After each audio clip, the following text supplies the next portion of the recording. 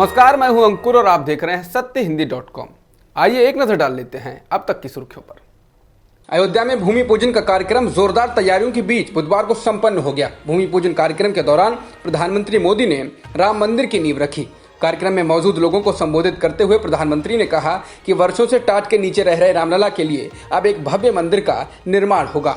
मोदी ने कहा, राम सबके हैं, राम सब में है। ये मंदिर भारतीय संस्कृति की विरासत का द्योतक होगा। इसके साथ ही पीएम मोदी ने कहा कि हमें सभी की भावनाओं का ध्यान रखना है, हमें सबके साथ से, सबके विश्वास से सबका विकास करना है।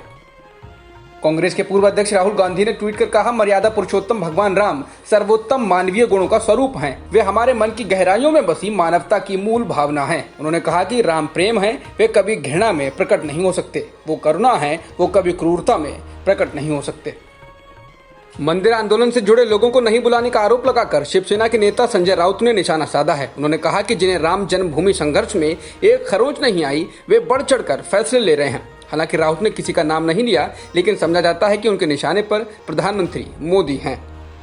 AIMIM प्रमुख असदुद्दीन ओवैसी ने कहा कि राम मंदिर की आधारशिला रखकर प्रधानमंत्री मोदी ने आज अपनी ही शपथ का उल्लंघन किया है। उन्होंने कहा कि आज लोकतंत्र की हार और हिंदुत्व की जीत हुई है। उन्होंने कहा, आज लोकतंत्र की हार और हिंदुत्व की जीत का दिन है। ओवैसी ने कहा कि प्रधानमंत्री ने कहा है कि वो आज भावुक हैं। प्रधानमंत्री जी, आज मैं भी भावुक हूं क्योंकि मैं नागरिकों की बराबरी और सबके साथ जीने में यकीन करता हूं। मैं भावुक हूं क्योंकि 450 वर्षों तक वहां एक मस्जिद थी।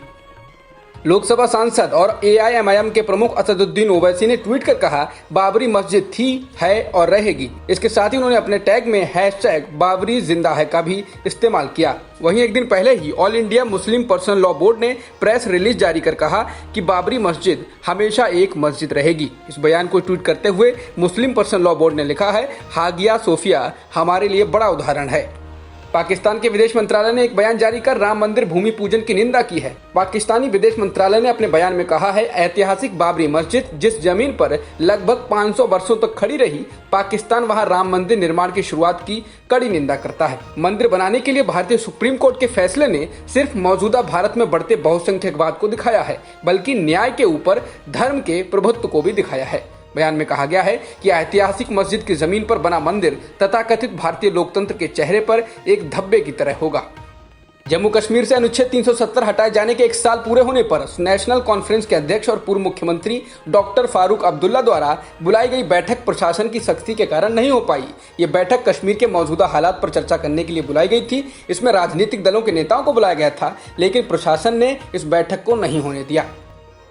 जम्मू कश्मीर के पूर्व मुख्यमंत्री उमर अब्दुल्ला ने ट्वीट कर कहा है कि बीजेपी के लोग विशेष दर्जा खत्म किए जाने के 1 साल होने पर जश्न मना रहे हैं और वहीं कश्मीर के नेता हमारे लॉन में भी नहीं मिल सकते। उन्होंने कहा कि 1 साल बाद भी कश्मीर के नेताओं को मिलने देने से वो डर रहे हैं। ये डर ही कश्मीर की जमीनी स्थिति को बताता है।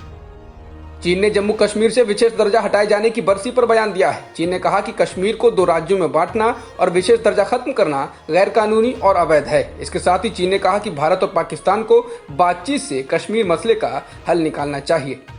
मध्य प्रदेश के मुख्यमंत्री शिवराज सिंह चौहान को कोरोना से रिकवर होने के बाद भोपाल के चिरायू अस्पताल से छुट्टी मिल चुकी है। वो 25 जुलाई को कोरोना वायरस से संक्रमित पाए गए थे। अस्पताल ने उन्हें अगले 7 दिन के लिए घर पर सेल्फ आइसोलेशन में रहने और खुद की सेहत मॉनिटर करने की सलाह दी है।